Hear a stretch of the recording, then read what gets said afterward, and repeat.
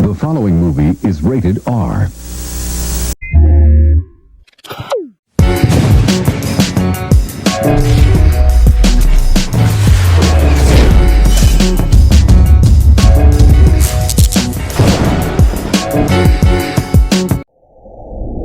What's going on, y'all, and welcome back to the channel. I hope everybody is feeling fantastic. So let's go ahead and get down. And the first thing I want to talk about is this text message that I received from a family member of D'Angelo's. And when I tell you this text message is packed with a lot of information that I had no inclination of, I'm just like floored. I am extremely stunned with this information that I'm about to pass on to you guys. Now, before I get into this text message, this information is all alleged. I cannot confirm or deny that these events took place, but hey, here it is. Well, I can tell you that as a family member who was close to D'Angelo, that there were a few things that bothered him throughout his childhood that I'd rather keep in the family. But when it comes to the music business, I know firsthand how him and Angie's relationship put a lot of stress on him.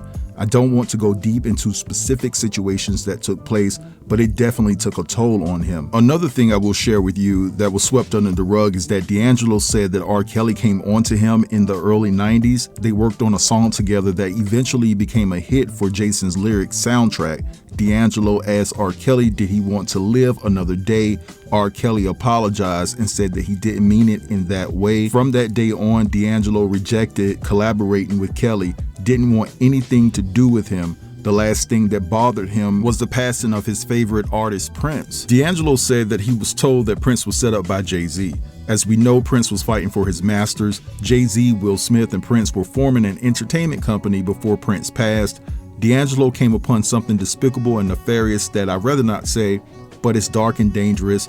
D'Angelo asked Jay about this. They collaborated on a song back in 2024. That's the only reason he worked with Jay. He wanted to know about Prince and what they were actually working on from a business standpoint. From that point on, D'Angelo said he felt that Jay knew that he may know something. Now, this right here is just crazy to me because I've never heard this from anyone. I'm close to a couple of R&B cats, well-seasoned R&B cats, and they never talked about this. Maybe they don't know. Maybe I'm getting the exclusive here. But let me just say this, and I'm gonna keep it all the way a buck. Although I have talked to this particular person on a multitude of occasions, I can confirm that this person is related to D'Angelo. I feel like this information is being passed down from somebody that was extremely closer to D'Angelo, and they don't want to have a direct conversation with me because they don't trust me. And plus, they're in a vulnerable state at this particular point in time, and they don't know how I move. And if I was a very messy person, I could say, well, I got this information from this particular person and blew up their spot. And I'm not like that. That's why I have close relationships with R&B superstars and things like that. But I don't feel that this information is directly coming from this particular person. I really feel that the source of all of this information is coming from somebody that meant a lot to Angie and a lot to D'Angelo, but I could be wrong here. This could be information coming from this person, and that's what it is. But anyway, I'm gonna move along. And I want to talk about Offset because Offset seems to be in his feelings because Stefon Diggs had a baby with his wife or ex-wife to be, and Offset allegedly is out here trying to set Stefon up. Now, this is extremely scary for Cardi B. I think Cardi B has obtained security like around the clock because of this, because I can remember that she was fearing for her life just days after giving birth to Stefon Diggs' child. And she said she was being harassed behind the scenes and things like that. I want you guys to check out this clip of this particular person talking about this situation in its entirety, and then I'll be back. So Offset was trying to set up Stefon Diggs. Y'all, this IG model who goes by Jordan Gore has posted some alleged text messages between her and Offset on her stories. Now, on these text messages, you can see that Offset is asking her to drop the low on somebody, and she responds back saying, make sure I'm nowhere near, delete these text messages, and then she captions this and says that he's always violating me, but wants me to help set up Stefon Diggs. Y'all, she posts some more messages. Basically, he was telling her that she needed to leave and go back to wherever she was was from, that she wasn't going to get any work there, and basically trying to say that he was going to ruin her life or something to that nature. And she was like, maybe you should go back home to your kids. Now, Offset is currently off of IG right now. He deactivated his account, I think they said about a week ago. So we have not gotten a response from him on IG nor on X at this moment. But I'm very interested to see how he is going to respond to this, because if she can prove that that is actually his number asking for her to drop the low on Stefon. But hold on, did she actually do it? Because she told him to call her and she was wanting him to delete the messages. So did she actually do this or not? And what was he supposed to have done? Because it sounds bad with her saying delete the messages. I don't know. All of this is alleged. As soon as I have some more information, I will let you all know. Now, I hope this IG model isn't that damn dumb to be snitching on Offset, right? And I don't mind her snitching, tell the truth about the situation. Nobody deserves to be hurt. Stefon Diggs does not deserve to be hurt. Cardi B does not deserve to be hurt, because Offset went out here and cheated and ran through all of these women, embarrassing the hell out of Cardi B for all of these years, while also mocking her, talking about her back shot stinks. Now that money is drying up, and I think that he really wants to come home but can't come home. So now you want to take out your frustration and anger out on Stefon Diggs. Now, let me say this. I do feel that the baby she had with Stefon Diggs is a revenge baby, but well warranted, because this girl went through a lot with Offset. But I hope that she is not so dumb to be telling what Offset is trying to do to Stefon Diggs, while the whole time she's implicating herself as a potential accessory to the fact to a potential crime. I mean, come on now. And let me add this. It comes across as if Offset is trying to scare Stefon Diggs away from Cardi. And let me tell you, brother, Cardi B and Stefon are forever linked, just like you and Cardi B will be forever linked. Y'all have kids, or you have kids with this woman, and Stefon Diggs has a child with this woman. So either you man up, mature, and understand the situation and take some accountability, and stop walking around here trying to put fear in other people's heart. Nobody is scared of you whatsoever. I hope Stefon is not scared of you. But hey, I'm wishing the best for Cardi and her kids and Stefon in this situation. Like I said, nobody deserves to be harassed, hurt just because Offset is in his feelings because the money has dried up. And that's just my personal opinion. But anyway, let's move along, because I briefly want to talk about the split between Kandi and Todd. Now, this is just my personal opinion. I never thought that Todd was attracted to Kandi like that. I thought that he was attracted to what Kandi could do for him and the opportunities that she could definitely help him capitalize on because of her status, because of her wealth and things like that. And so when they split up, I wasn't that surprised. I really wasn't.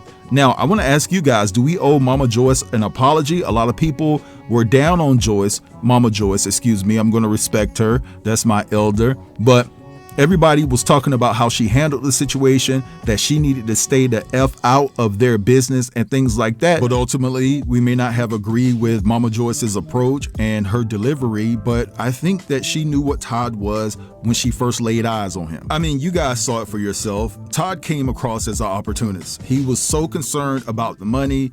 And in my estimation, Kandi shouldn't have married him from jump based off of the fact of how he was tussling back and forth with her over the prenup. Just sign the prenup. If it's not about money and you really care about her and you're in love with her for who she is, forget the money, right? Then sign the prenup. Why you got to take her through the woods and through all of these obstacles and things like that over what you can get if something happened? Like, you're trying to secure your financial stability off of Kandi's wealth. But anyway, I want you guys to check out this soundbite of Kandi talking about what she's been going through as it pertains to this divorce. I'm going to be very honest with you. I am up and down. Obviously going through a divorce is definitely not the easiest thing. Sometimes, you're cool, you know what I mean? You're moving, you're mixing, you're moving, and you're hanging out with friends. But then sometimes you have your moments of sadness, and me being the Taurus that I am, I like to keep those moments to myself. When I was on Housewives, I really couldn't keep moments to myself when I got upset, so y'all would catch me crying. But in real life, my everyday life, I don't really like for those moments to be shared with the world. So, but I am sharing with my Amazon family today. So I am up and down. And to be clear, Yes, I filed Friday, but, this is something that, has been brewing for a while. So all the times you've been seeing me online like, all of that means nothing. I've been going through it, y'all. I've been going through it. Life has been lifing me. Okay? Got it. Anyway, we are having Thanksgiving this week. Let me just say, no matter what Todd and I are going through, we are parents together. We are co-parenting together. We have beautiful children together. So we are trying to make this transition as smooth as it can possibly be for our kids. That is our main concern. So we are keeping it very friendly. I don't know if you guys saw. Well, I haven't really posted all my pictures from Blaze's birthday party, but we both were at the birthday party. We both was there to support our baby girl. And we are going to continue to keep that same good energy going for our kids. That is our goal. Okay? I hope you understand. All right, so you guys heard what Candy had to say about the situation. Now, there's a lot of rumors floating around. I've heard that Todd was around Atlanta sleeping with men. I don't necessarily believe that. They always want to go to the gay thing, but hey, you can't put anything past anybody. I've also heard that Candy got tired of all of the failed business ventures and things like that, and it was like a financial strain on her. Now, even though we know that Candy got it, doesn't mean that she has to spend it. You know what I'm saying? So a lot of people are also saying, let's be fair here, that Candy was wearing the pants in the relationship, wouldn't let Todd be a man. She was making all of the executive decisions. This is why you don't date a woman with more money than you, because they'll make you feel less than a man. All of that and then some. And so those are just a few of the lamenting sentiments that I've seen online when people are speaking about this. Also, the fact that they were bringing other people into their bedroom could have been a problem. But hey, Candy said people just grow apart. It happens. It just didn't work out. It is what it is, right? But in closing, I just want to say this, and I'm gonna keep it all the way real. I never liked Todd, and it's just based off of the fact of how he treated his daughter. He was so selfish to her, didn't want to help her out financially, right? And I don't even think that he gave her an allowance. You guys can correct me if I'm wrong. And his excuse was, I'm teaching my daughter to go get it. I'm teaching her to go get it.